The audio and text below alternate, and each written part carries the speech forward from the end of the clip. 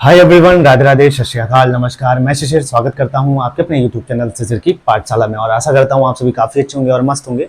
तो डेली की तरह जैसा कि सीटेट की प्रिपरेशन और सीटेट हो चाहे एचटेट हो चाहे एमपीटेट हो चाहे किसी की भी प्रिपरेशन आप अगर कर रहे हो जो एक पात्रता परीक्षा या एलिजिबिलिटी हो, उसमें ये सारे जो वीडियो होने वाला है ये सभी टॉपिक जो मैं आपको करा रहा हूँ।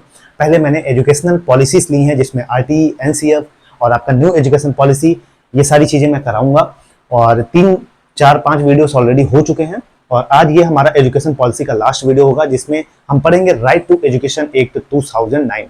तो जितना सीटेट के लिए जरूरी है, एमपीटेट के लिए जरूरी है, एचटेट के लिए जरूरी, उतना ही पढ़ेंगे। डिटेल में हमको नहीं पढ़ना है, जितना जरूरी है उतना ही सारी चीजों को इस वीडियो में हम कवर करेंगे।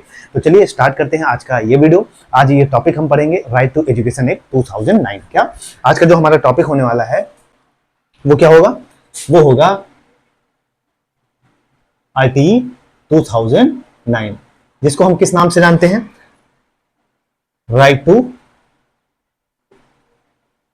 एजुकेशन 2009। हिंदी में इसको क्या कहते हैं? शिक्षा का अधिकार अधिनियम। क्या? शिक्षा का अधिकार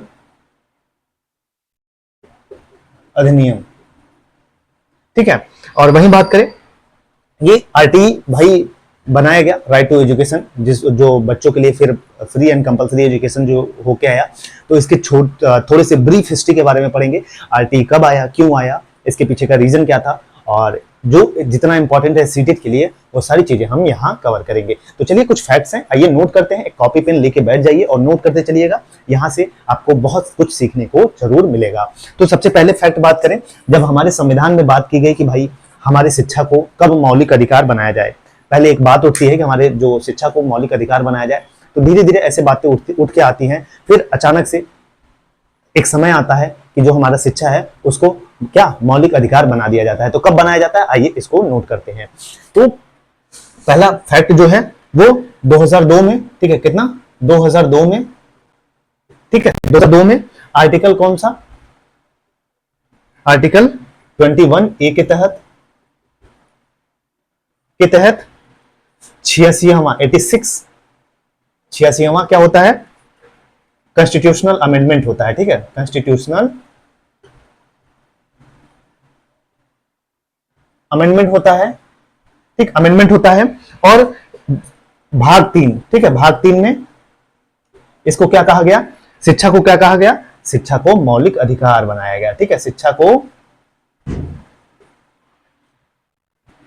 मौलिक अधिकार कहा गया, ठीक है, अधिकार बनाया गया। तो आपको इसमें बस इतना ही याद रखना है कि भैया धीरे धीरे एक बात आती है कि हमारी शिक्षा जो है वो एक मौलिक अधिकार होना चाहिए। पहले मौलिक अधिकार नहीं था, हमारा फंडामेंटल राइट्स होना चाहिए। तो उसमें क्या होता है कि धीरे धीरे चीजें आती हैं और एक बात उठती है, एक समय आता है। कब वो समय है? कब? हमारा 2002 का समय है। तो उसमें क्या है कि आर्टिकल जो हमारा 21 है, ठीक है, आर्टिकल 21A है, उसके तहत क्या किया जाता है? 86वां संविधान संशोधन किया जाता है, 86वां कॉन्स्टिट्यूशनल अमेंडमेंट किया जाता है, जो कि भाग 3 में संशोधन करके हमारी शिक्षा को मौलिक अधिकार बना दिया जाता है। क्या? हमारी शिक्षा को मौलिक अधिकार बना दिया जाता है। तो यहाँ हमें बस इतना ही याद रखना है कि हमारे संविधान में 2002 में आर्टिकल 21A के भाग 3 में 86वां संविधान संशोधन 86वां कॉन्स्टिट्यूशनल अमेंडमेंट के थ्रू हमारी शिक्षा को मौलिक अधिकार बनाया जाता है। अब चलिए दूसरे पॉइंट पे चलते हैं।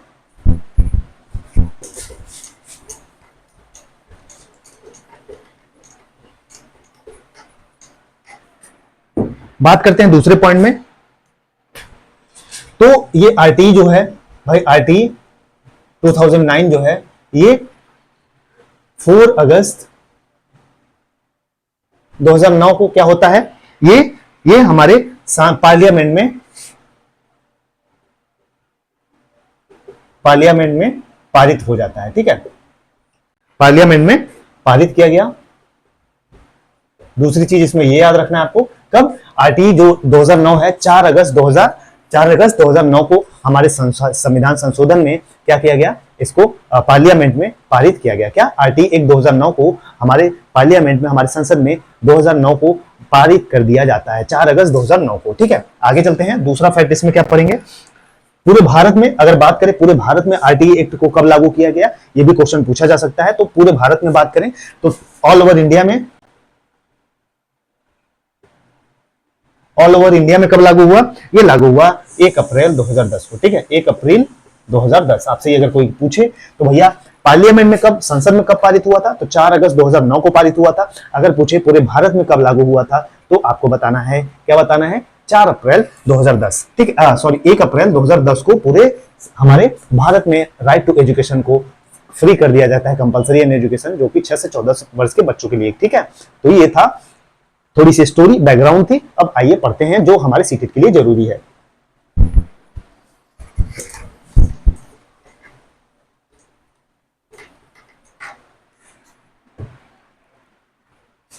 इसका मेन ऑब्जेक्ट क्या है, एक ऑब्जेक्टिव क्या था, अगर आपको बात करें इसका ऑब्जेक्टिव क्या था कि भाई क्यों लाया गया इसको। ठीक, आरटीई का 2009 का इसका उद्देश्य क्या था, अगर आपके दिमाग में आ रहा होगा कि भाई इसको क्यों लाया गया, आरटीई 2009 को इसका मेन उद्देश्य क्या था, ऑब्जेक्टिव क्या था, तो भैया जो 6 से 14 वर्ष के बच्चे होते, कितने, 6 से 14 ईयर्स के बच्चों के लिए यह लाया गया था। 6 से 14 वर्ष के बच्चों के लिए निःशुल्क एवं फ्री एंड कंपलसरी एजुकेशन। ठीक है, फ्री एंड कंपलसरी एजुकेशन, ठीक है, इनके लिए इसका लाया गया था। क्या, फ्री एंड कंपलसरी एजुकेशन 6 से 14 साल के बच्चों के लिए। ठीक है, और वही बात करें, अगर ये क्वेश्चन एक कभी कभी यही पूछ लेता है, आपको याद रखना है, जो डिसेबल बच्चे हैं, ठीक है, हमारा केवीएस में क्वेश्चन पूछा गया था, जो डिसेबल बच्चे होते हैं, उनकी आयु क्या है, उनके किस आयु तक बच्चों को, जो डिसेबल हैं, उनको फ्री एंड कंपलसरी एजुकेशन है। तो ये भी आपको याद रखना है, ये है आपका 6 to 14 ईयर्स। कितना, 6 to 14 ईयर्स। ठीक है, तो आपको ये 2 चीज याद रखनी है मेरे भैया। क्या याद रखना है कि हमारा जो इसका मेन ऑब्जेक्टिव क्या था, आरटी 2009 का, इसका मेन उद्देश्य यही था कि free and compulsory education till 6 to 18 years. अगर वहीं पूछे कि जो डिसेबल बच्चे हैं उनकी आयु क्या है, सीमा क्या है, जो जिनको free and compulsory education provide किया जाएगा, उनकी आयु सीमा है 6 से 14 वर्ष। ठीक, आपको इतना याद रखना है। अब आगे चलते हैं, आपको एक एक चीजें यहां से सीखने को मिलेंगी। भाई देखिए, थोड़ा सा हो सकता है कम समझ में आए, लेकिन I will try my best. ये आपको सारी चीजें यहाँ पे जो फैक्ट हैं, जो इंपॉर्टेंट है, सारी चीजें आपको ये मिलेंगे नहीं जल्दी, आप पूरे यूट्यूब पे देख लीजिएगा, मिलेंगे आपको। क्वेश्चन प्रैक्टिस कराए जाते हैं, सब चीजें, लेकिन मैं आपको पूरा कंटेंट फ्री में दे रहा हूं। ठीक है, अब आगे की बात करें, इसमें एक इंपॉर्टेंट फैक्ट ये है,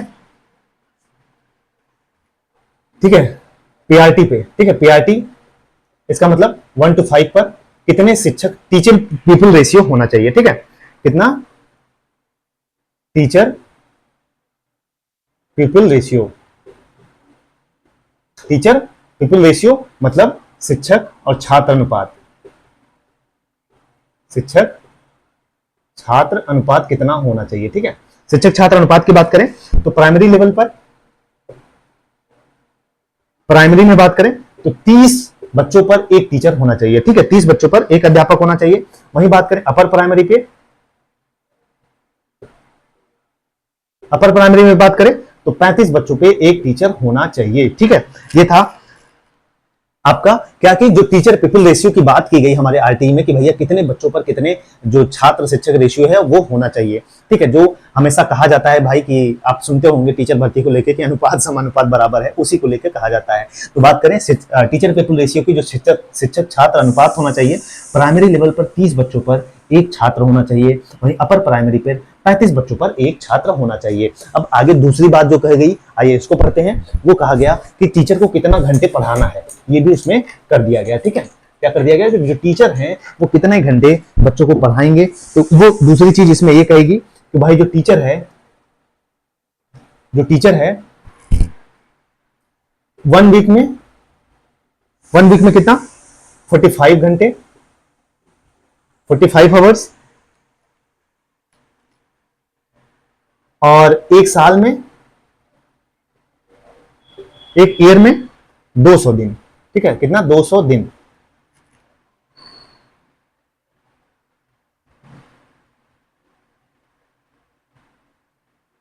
कितना, 200 दिन। ये प्राइमरी का हो गया। अपर प्राइमरी की बात करें, अपर प्राइमरी की बात करें तो कितना होना चाहिए? देखिए अपर प्राइमरी में 220 दिन होना चाहिए, 220 डेज वर्किंग डे होना चाहिए, या तो 1000 घंटे। कितना? 1000 घंटे होना चाहिए, ठीक है, अपर प्राइमरी में। तो आपको ये समझ में आ गया होगा कि जो भाई टीचर हैं उनके लिए कहा गया कि एक हफ्ते में कितने वर्किंग डे होने चाहिए, या टीचर को कितना पढ़ाना जरूरी है, कंपलसरी है। ये भी हमारे आरटी, राइट टू एजुकेशन के थ्रू कंपलसरी कर दिया गया। क्या कंपलसरी कर दिया गया? प्राइमरी लेवल पर कहा गया कि कम से कम एक हफ्ते में 45 घंटे टीचर को पढ़ाना ही पढ़ाना है। वही बात करें, एक साल में बात किया गया 200 दिन। क्या? एक साल में 200 दिन टीचर को पढ़ाना है, मतलब 200 दिन क्या वर्किंग डे होना ही चाहिए।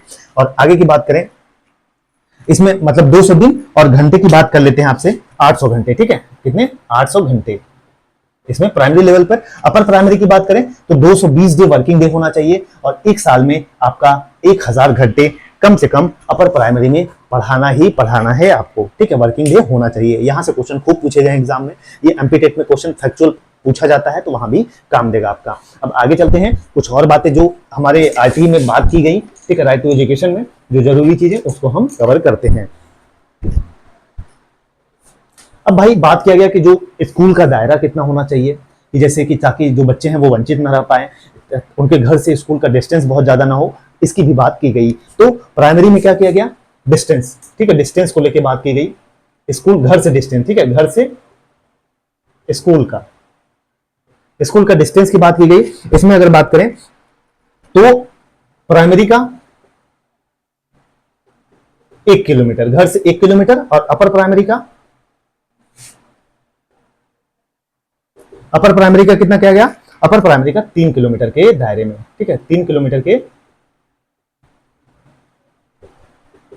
तो भैया ये भी बात कर दी गई कि भैया हमारे जो बच्चे हैं वो वंचित रह पाए, घर से इतना दूर स्कूल ना हो कि वो स्कूल ही ना जा पाए, तो इसके लिए एक लिमिट किया गया, डिस्टेंस लिमिट की गई। प्राइमरी में कहा गया कि बच्चे के घर की परिधि से 1 किलोमीटर के बीच में उसका स्कूल होना चाहिए, और अपर प्राइमरी में बच्चे का जो 3 किलोमीटर, मतलब 3 किलोमीटर के रेंज में बच्चा का क्या स्कूल होना चाहिए, ठीक है, ये भी बात की गई। अब आगे की बात कर लेते हैं, इसमें क्या कहा गया, ठीक है, इसमें आगे की बात कर लेते हैं आपसे।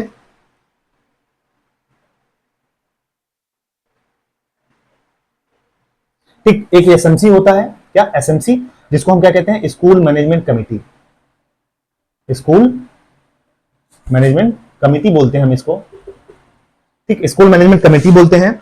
इसका अध्यक्ष कौन रहेगा? इसका अध्यक्ष कौन रहेगा? पेरेंट्स रहेंगे, ठीक है। स्कूल मैनेजमेंट कमेटी होती है, ठीक, एसएमसी होती है, ये तो केवीएस में पूछा जाता है। यहां पे बस इतना समझ लीजिए कि एसएमसी, स्कूल मैनेजमेंट कमेटी का जो अध्यक्ष होता है कौन होता है? पेरेंट्स होते हैं, अभिभावक। आपको इतना ही याद रखना है इसमें, ठीक है। तो एसएमसी का अध्यक्ष पूछे तो कौन होता है? पेरेंट्स होते हैं, ठीक है। अब आइए आगे देखते हैं कुछ चीजें, जो ज्यादा चीजें जरूरी हैं, जो हमारे लिए सीटेट के लिए जरूरी है, या एस्टेट के लिए जरूरी है, या एमपीटेट के लिए जरूरी है। हमें डिटेल में नहीं पढ़ना है, ठीक है।